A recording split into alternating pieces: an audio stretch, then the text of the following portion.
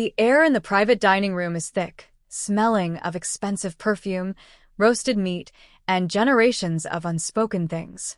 It clings to the heavy velvet curtains, coats the polished mahogany table, and settles in the pit of my stomach like a cold stone. Everyone is smiling, but it's the kind of smile you wear when someone is being promoted, not when they've truly earned it. Or maybe that's just how I see it. My father stands at the head of the table, holding a champagne flute. The crystal catches the dim light, throwing fractured rainbows across his face. He clears his throat, a sound that always commands attention, always silences the room. My brother, Mark, sits beaming to his left, looking every inch the golden boy, the heir apparent. He's just been made a senior partner. Another rung climbed, another victory celebrated with fanfare and toasts and the careful choreography of familial pride. All eyes turn to my father. He begins to speak, his voice rich and resonant, filling the silence. He talks about hard work, dedication, perseverance. He praises Mark's foresight, his business acumen, his unwavering focus. Each word is a brick in the wall built around Mark, a wall that separates him from me. I sit halfway down the table, trying to make myself small, trying to disappear into the heavy fabric of my chair. This is my natural habitat at these gatherings, the periphery, the supporting cast member in the Mark show. I look at my plate, rearrange the food, anything to avoid meeting anyone's gaze. I can feel the weight of their casual glances, the silent question they've all answered for themselves years ago. And then my father raises his glass higher, his gaze sweeping across the room before landing on Mark. He smiles, a genuine, proud smile, the kind I've only ever seen directed at my brother. He says, loud enough for everyone to hear, letting the words hang in the expectant air. To Mark, our success, our only success. The words land like small, sharp stones. They don't need to say my name. Everyone in the room knows exactly who the other side of that coin is. The one who isn't successful. The one who chased dreams no one understood, who built things they couldn't see, who measured value differently. The failure. Their only failure. The laughter and applause that follow are a physical weight pressing down on me. They echo in my ears, drowning out the quiet hum of the air conditioning, the clinking of silverware. My chest tightens, a familiar ache that has lived there for decades. I force a smile, a weak, watery thing that feels like it might crack my face. I raise my own glass, my hand trembling almost imperceptibly. I look at my father, at Mark, at the smiling faces around the table, and I offer them the performance they expect. The supportive, slightly melancholic, accepting little sister. The one who knows her place. But something inside me shifts. Something hardens. The cold stone in my stomach turns to ice. Our only success. He didn't even soften it. Not even tonight, surrounded by witnesses. Years of quiet dismissal, public comparisons, and veiled disappointment condensed into 5 brutal words. Let me know where you're watching from and what time it is. And if you haven't already, please subscribe. It helps me more than you know. My life, for as long as I can remember, has been a footnote to Mark's. We grew up in the same house, ate at the same table, but our paths diverged almost immediately in our parents' eyes. Mark was the firstborn, the solid one, the one who loved numbers and structure. He built Lego castles that were architecturally sound. He aced every math test. He wore pressed shirts even in elementary school. He was predictable. He was safe. I was different. I drew strange pictures, wrote stories about faraway lands, built forts that were more imagination than structure. I was fascinated by ideas, by people, by the invisible currents that flowed beneath the surface of things. I wasn't bad at school, but my reports always had caveats. Could apply herself more, lacks focus. Easily distracted by creative pursuits, these weren't just comments on my report cards. They were diagnoses in the family narrative. Dinner conversations were data dumps on Mark's progress. His grades, his college applications, his internships, his job offers. My contributions were met with polite nods, sometimes a worried frown. When I decided against the predictable corporate path my parents envisioned, choosing instead to work for a small, struggling startup right out of college, the reaction was muted disappointment. It wasn't a failure yet, but it was a deviation, a sign I wasn't following the established map. My first startup folded after 18 months. A valuable learning experience, I told myself. A necessary step. To my parents, it was proof. Proof I wasn't serious, that my ideas were flimsy, that I lacked Mark's grounded pragmatism. Mark, meanwhile, was climbing the corporate ladder at a prestigious firm, his promotion celebrated, his bonuses discussed openly. Every family gathering became a silent referendum on my life choices. "Still doing that startup thing?" an aunt would ask, her voice laced with pity. "When are you going to get a real job?" a cousin would prod. My parents didn't need to say anything. Their silence, the way their shoulders would slump slightly when my name came up, spoke volumes. They just wanted me to be stable, like Mark. I tried for a while to fit myself into their mold. I interviewed for corporate jobs, wore the suits, practiced the jargon. But it felt like wearing a costume made of sandpaper. Every fiber grated against my skin.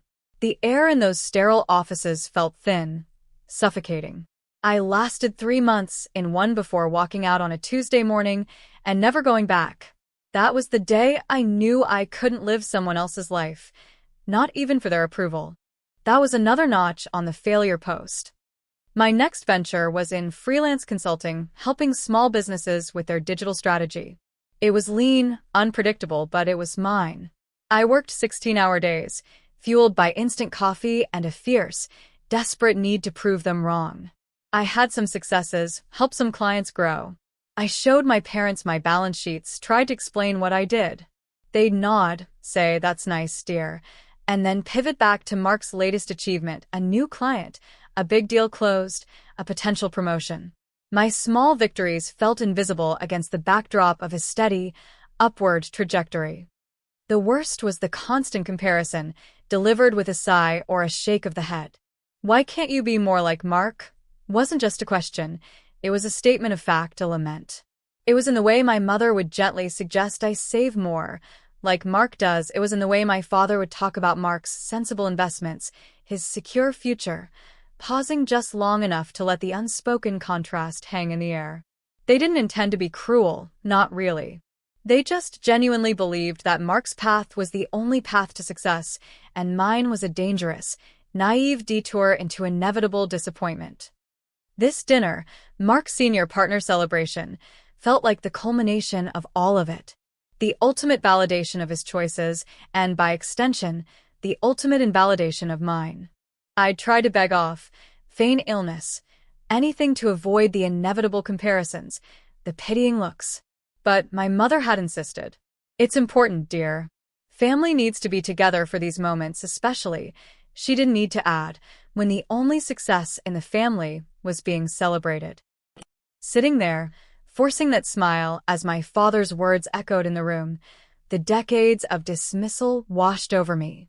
The memory of showing him my first website, built from scratch, only for him to ask if it was just a hobby, the time I landed a major client, enough to pay off my student loans, and his response was, "That's nice, but is it stable?" Always the asterisk, always the qualifier. Always measured against Mark's unwavering, conventional assent. I thought about the project I'd been pouring my life into for the past 4 years.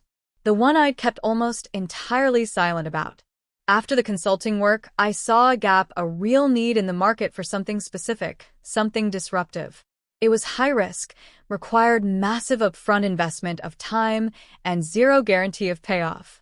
It was the kind of thing my parents would have immediately labeled a pipe dream, a foolish waste of effort. So, I stopped talking about my work altogether. When asked, I'd give vague answers. "Oh, just consulting, working on a new project." They stopped asking, content with their narrative that I was still drifting, still not serious, still failing to launch. I'd used every penny I'd saved, taken out loans I didn't tell anyone about, worked out of a cramped co-working space, then my even more cramped apartment. I ate ramen, wore the same 5 shirts on rotation, said no to every social outing that cost money. It was lonely, isolating work, fueled by a belief that was constantly tested by the silence, the skepticism, the outright dismissal from the people whose approval I'd craved for so long. There were times I almost broke. Times the doubt was a physical weight, crushing me. When funding fell through, when a key partner walked away, when the code refused to cooperate. These were the moments I wanted to call my father, to hear him say, "It's okay, come work for Mark's company, get a steady paycheck," but the memory of his disappointment, the casual cruelty of his comparisons, kept me going. I wouldn't give him the satisfaction of being right. Not yet. Maybe not ever.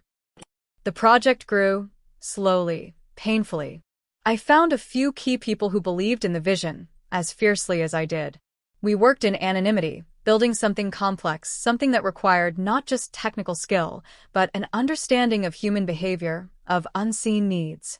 It was exactly the kind of thing my family dismissed as ephemeral, not real business like Mark's deals in steel or concrete or whatever tangible thing he traded in. They wanted proof they could touch, numbers they could understand instantly. My world was built on algorithms and user experience and network effects, concepts that made their eyes glaze over. Over the past year, things had accelerated. We secured a major series A funding round, then a Series B. We'd expanded rapidly, quietly. The kind of quiet that comes from being heads down, focused, not seeking external validation or family approval. The kind of quiet that makes you invisible to those who aren't looking closely.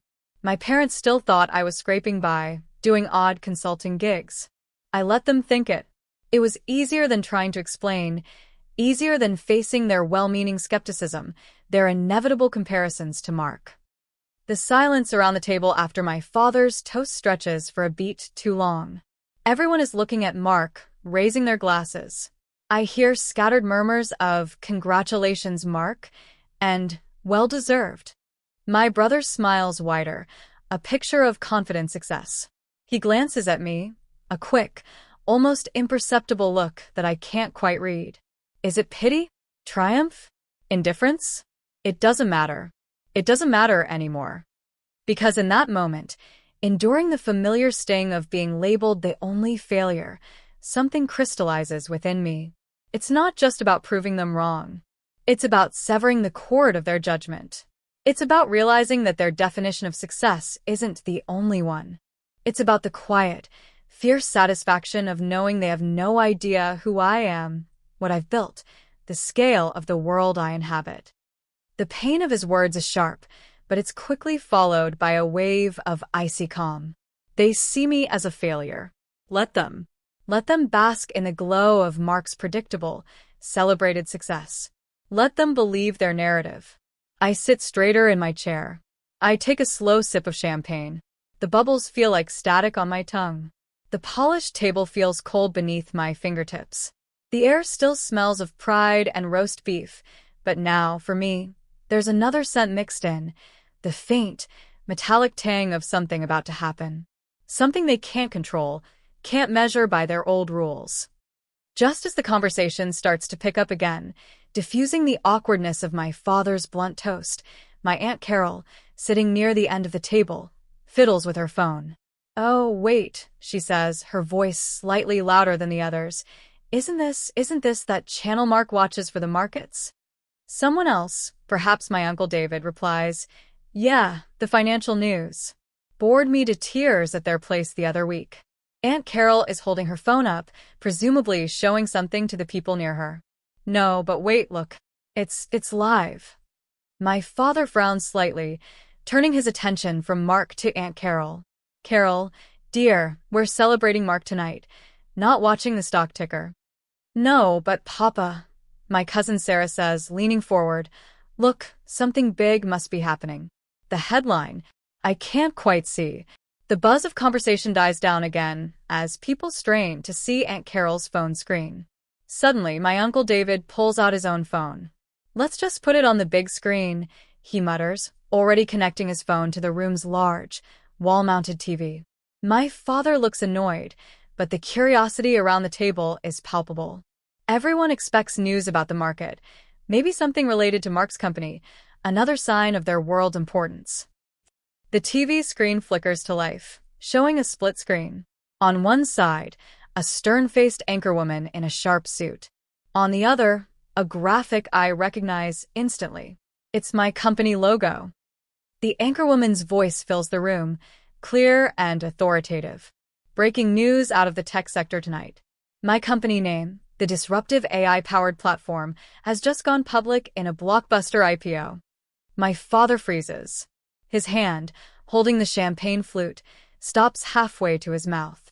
Mark's smile vanishes, replaced by a look of utter confusion. The room goes silent, a heavy, suffocating silence that is the opposite of the celebratory buzz from moments ago. The anchor continues listing figures, numbers that seem surreal even to me, who lived through the arduous process. Opening at IPO price, the stock has surged in early trading, giving the company a valuation exceeding $120 million. $120 million. The number hangs in the air, immense and undeniable. The camera cuts to a shot of the stock ticker, showing my company's symbol, the green arrow pointing sharply upward. The graphic with my logo is still there, large and prominent. The anchor is talking, but her words blur. I can feel the blood rushing in my ears. I look at the screen, at the logo, at the numbers. It's real. It's happening. Now. Here. In this room. My gaze drifts from the screen back to the table. Everyone is staring at the TV. Then slowly their heads begin to turn. They look from the screen to me. Their faces are a mixture of shock, disbelief, and confusion. They didn't know. Any of them. How could they? I told them nothing. I let them believe I was still the drifting failure. My father's face is ashen. His eyes are wide, fixed on me. The color drains from his cheeks. He opens his mouth, but no sound comes out. He looks like he can't breathe. Mark is staring at me too, his jaw slack. The golden boy, the celebrated success, completely blindsided. His eyes search mine, trying to reconcile the sister he thought he knew with the person whose name and company logo are plastered across a national news broadcast, associated with a number that dwarfs his own considerable achievements. The anchor's voice fades into the background as the weight of the moment settles over the room. The silence returns, deeper this time, more profound. It's punctuated only by the distant, tinny sound of the TV anchor still speaking, reporting on my success. And then I hear it, a short, sharp intake of breath. A strangled sound. My father. He gasps. It's a raw, involuntary sound, like he's been punched in the gut. His hand shakes, spilling a few drops of champagne onto the table.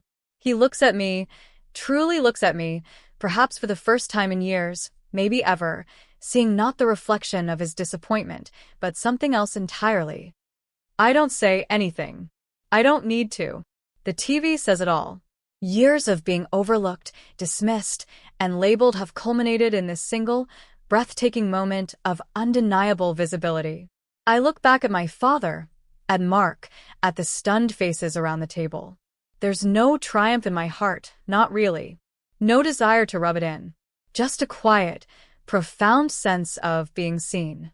A deep, cold satisfaction that comes from finally reclaiming the narrative, not through explanation or begging for approval, but through incontrovertible fact, delivered live on national television. The air in the room is suddenly thin, crackling with unspent energy. No one knows what to say. The easy flow of conversation, the comfortable rhythm of celebrating Mark's success, has been shattered. My father is still staring at me, his breath coming in short, ragged bursts. Mark looks pale, his eyes darting between me and the TV screen.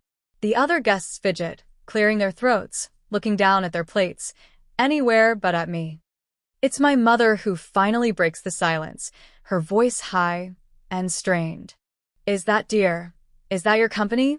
She asks, as if the logo, my name flashing on the screen, the anchor's words, weren't clear enough. I nod slowly, meeting her gaze. Yes, Mom.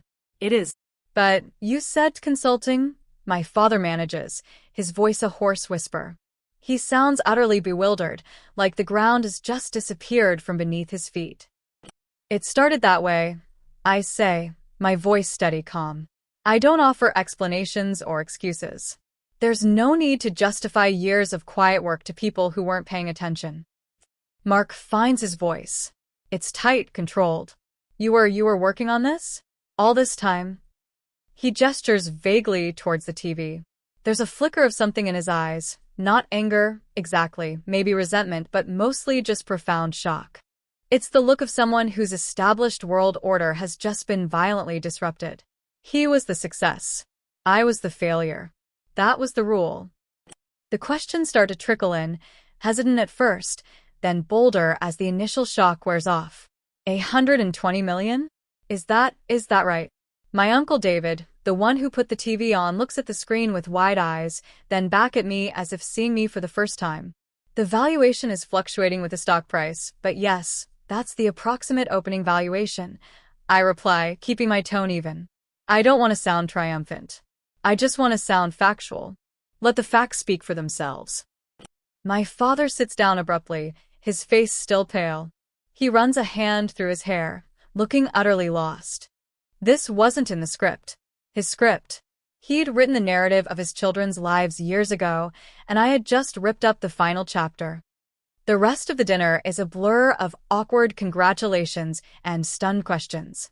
The focus is no longer on Mark's senior partnership, a significant achievement by any normal standard, but suddenly small and conventional next to the explosive, unexpected news. People who barely spoke to me before are now leaning in, asking about the technology, the business model, the future. They're not seeing the failure anymore. They're seeing the numbers. Mark tries to recover, to steer the conversation back to his promotion, but the energy has shifted irreversibly. The air is heavy with unspoken dynamics, with a sudden, stark contrast between the two paths, the two children. His success was steady, expected, validated at every step. Mine was built in the shadows, dismissed, and revealed in a single, undeniable flash that rewrote decades of assumptions. Leaving the dinner is surreal. The goodbyes are different. There's a new deference in the way people look at me, a sudden respect that feels foreign. My father pulls me aside as I'm getting my coat. He looks tired, confused. "Why didn't you tell us?" he asks, his voice low. I look at him, at the man who labeled me his only failure just an hour ago. The answer is simple, painful, and true. Because you weren't listening, I say. You had already decided what I was. He flinches, but doesn't argue. There's nothing he can say.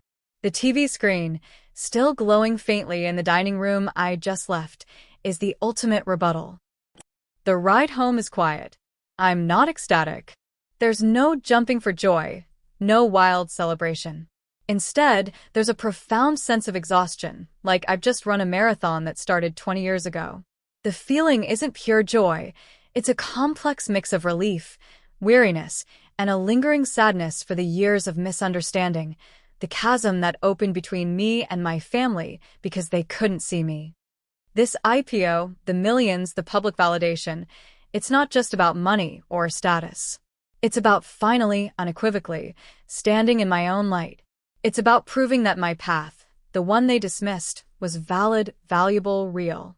It's about the quiet strength found in pursuing a vision unseen by others, fueled by the burning desire to prove your own worth, not to them, but to yourself. It's bittersweet, this victory. The sweetness comes from the freedom it represents, the lifting of the heavy cloak of expectation and judgment. The bitterness comes from the knowledge that it took a national news broadcast, a 9-figure number, for some of the people I love most to finally, truly, see me. They saw Mark as their success because he fit their definition. They saw me as a failure because I didn't. They didn't see the years of struggle, the relentless work, the quiet belief that kept me going in the face of their doubt. They didn't see the person I was becoming, independent of their gaze. Now they see a number. And maybe, just maybe, through that number, they might finally start to see me. Or maybe not. Maybe they'll just see the number. Either way, it doesn't matter anymore. Their definition of success isn't mine. Their validation isn't necessary.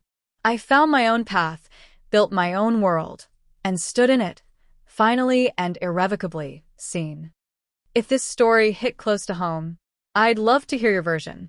Drop a comment with where you're listening from and what time it is. Thanks for being here. Subscribing helps bring more of these to life.